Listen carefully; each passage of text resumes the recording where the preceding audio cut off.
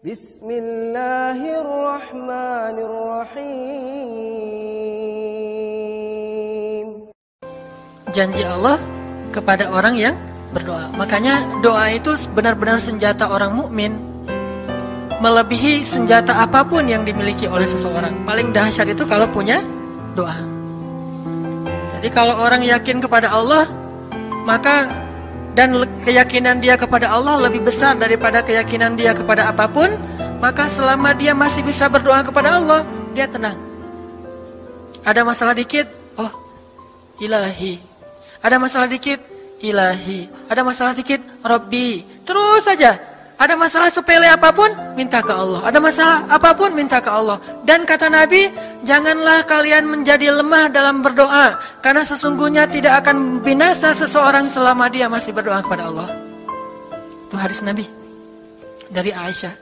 Janganlah kalian menjadi lemah dalam berdoa, artinya jadi pundung, jadi putus asa dalam berdoa, karena tidak akan binasa seseorang selama dia masih berdoa kepada Allah Subhanahu wa Ta'ala. Jadi kalau kita masih terus mengharap dan meminta kepada Allah, kita nggak akan binasa, kita nggak akan kalah, kita nggak akan rugi. Dan kata para ulama, segala sesuatu di dunia ini akan pergi dan tidak kembali. Ini clue penting nih, bisa dicatat. Segala sesuatu di dunia ini akan pergi dan tidak akan kembali kecuali doa. Dia pergi dan dia pasti akan kembali. Segala sesuatu kalau udah pergi di dunia ini nggak akan kembali lagi. Kalau pergi di sini maksudnya pergi kepada Allah.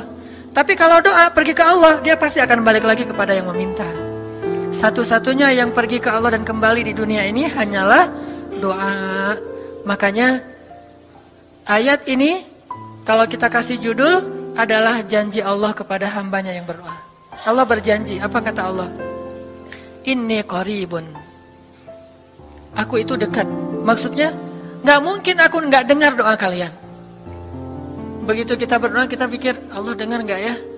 Jangan-jangan kok doa saya belum diijabah, kayaknya Allah gak dengar yang kemarin, saya harus keraskan lagi suara saya. Enggak, ini qarib, arti ini qarib, aku itu dengar banget apa yang kamu ucapkan. Gak usah diucapkan, di dalam hati aja Allah udah dengar. Siapa yang pernah berdoa di dalam hati terus langsung Allah ijabah? Rasulullah. Coba teman-teman buka awal juz kedua. Ayat surat Al-Baqarah ayat 144. Itu gara-gara Nabi ada harapan di dalam hati tapi gak berani ngomong gitu ke Allah. Cuma dipendam di dalam hati doang. Tapi langsung diijabah oleh Allah. Ayat surat Al-Baqarah ayat 144. Allah berfirman, Qad nara taqalluba wajhika fis samaa فَلَنُوَلِّيَنَّكَ قِبْلَةً تَرْضَاهَا فَوَلِّ وَجْهَكَ شَطْرَ الْمَسْجِدِ الْحَرَامِ وَحَيْثُ مَا كُنْتُمْ فَوَلُّوا وُجُوهَكُمْ شَطْرَهُ وَإِنَّ الَّذِينَ أُوتُوا الْكِتَابَ لَيَعْلَمُونَ أَنَّهُ الْحَقُّ مِنْ رَبِّهِمْ وَمَا اللَّهُ بِغَافِلٍ عَمَّا يَعْمَلُونَ. Jadi ceritanya, orang Yahudi suka menghina kaum muslimin gara-gara orang Islam kalau sholat waktu itu masih menghadap ke Al-Aqsa, Palestina. Jadi kata orang Yahudi itu, lihat orang Islam mah fake, suka niru. Kita sholat menghadap Al-Aqsa, mereka sholat menghadap Al-Aqsa. Berarti agama mereka itu adalah agama yang meniru agama kita, nggak original. Sering diperolok-olok, setiap kaum muslimin sholat dihina sama mereka. Akhirnya Nabi ngerasa sedih. Wah, gimana ya caranya? Sehingga setiap sore Nabi berdiri di suatu bukit, kemudian lihat ke langit. Cuman nggak ngomong, gini aja ke langit. Membatin, bayangin. Pernah nggak teman-teman membatin ke Allah? Ini yang harus kita coba lakukan. Belajar membatin kepada Allah. Itu romantis banget. Jadi duduk sendiri. Allah, ngomong gitu dalam hati. Dan yakinlah ini qarib, Allah tuh dengerin. Jangan pikir saya kayak ngomong sendiri, kayak orang kurang waras. Enggak, Allah itu mendengar. Jadi kita batin aja sama Allah, ngomong dalam hati, ya Allah, saya tuh lagi gini, ada masalah. Ngomong dalam hati kita, please Allah, please, gitu ya. Nah, itu kalau kita membatin, inni qaribun wa asirru qaulakum aw ijharu bih innahu alimun bidzatis sudur.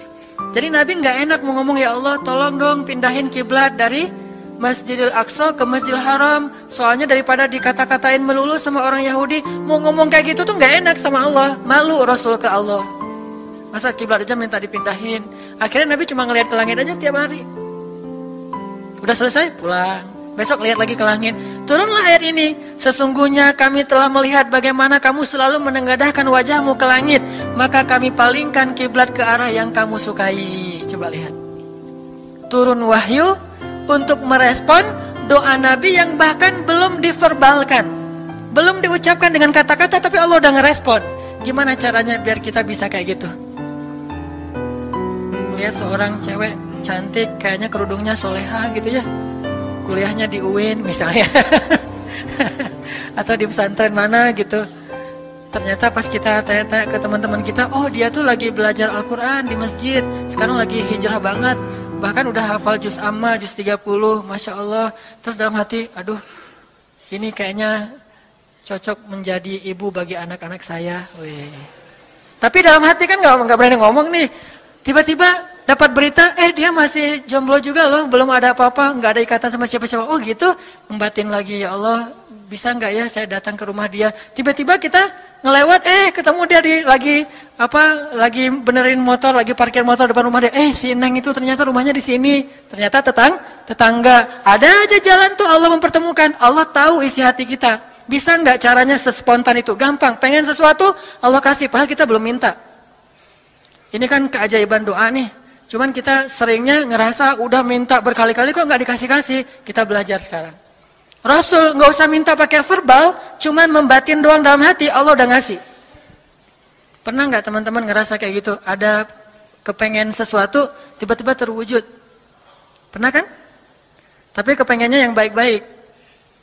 Pengen misalnya, aduh, saya pengen banget umroh. Cuman mau ngomong kayak gitu mah, saya mah orangnya kayaknya nggak mungkin bisa umroh kalau ngandalin harta. Orangnya nggak mampu, kerjanya juga pas-pasan, gimana mau umroh untuk makan aja susah. Tapi pengen banget dalam hati kita. Dan itu rindunya tuh rindu banget. Setiap kali ngelihat video atau tayangan di TV tentang umroh dan haji, menitikkan air mata. Saking kangennya ke Baitullah. Allah tahu itu dalam hati kita. Tiba-tiba ada jalan. Ada aja jalannya. Dan bisa dikasih sedekah, bisa juga hadiah, bisa juga door prize, bisa juga macam-macam. Pokoknya ada jalan aja, tiba-tiba bisa umroh. Dan saya sering banget membawa orang umroh. Di antara jamaah itu selalu ada 1 atau 2 orang yang umrohnya itu miracle, keajaiban dari Allah. Ketika saya cari tahu alasannya apa, ternyata emang dia dari dulu pengen banget umroh. Cuman gak bisa ngandelin hartanya, Allah kasih jalan yang lain. Bukankah Allah itu memampukan yang diundang, bukan mengundang yang mampu? Kan itu yang sering kita dengar kan? Allah tidak mengundang yang mampu, tetapi memampukan yang diundang. Kalau udah Allah undang, pasti mampu. Kalau Allah nggak ngundang, walaupun dia mampu nggak akan bisa. Jadi Allah bukan mengundang yang mampu, tetapi memampukan yang diundang. Sehingga kita kalau hati kita kayaknya pantas diundang, Allah undang tuh. Begitu juga dalam urusan rezeki. Aduh, saya pengen kerjaan yang kerjaannya itu lebih halal, lebih nyaman, bisa sholat berjamaah tepat waktu, ada waktu juga buat keluarga, bisa juga berdakwah ke teman-teman. Akhirnya membatin kita itu karena kuat banget, Allah wujudkan. Ini artinya Allah qaribun, Allah maha dekat. Sehingga kalau kita pengen doa kita itu powerful, belajar dari as-siqah billah. Tips pertama adalah as-siqah billah. Percaya deh sama Allah.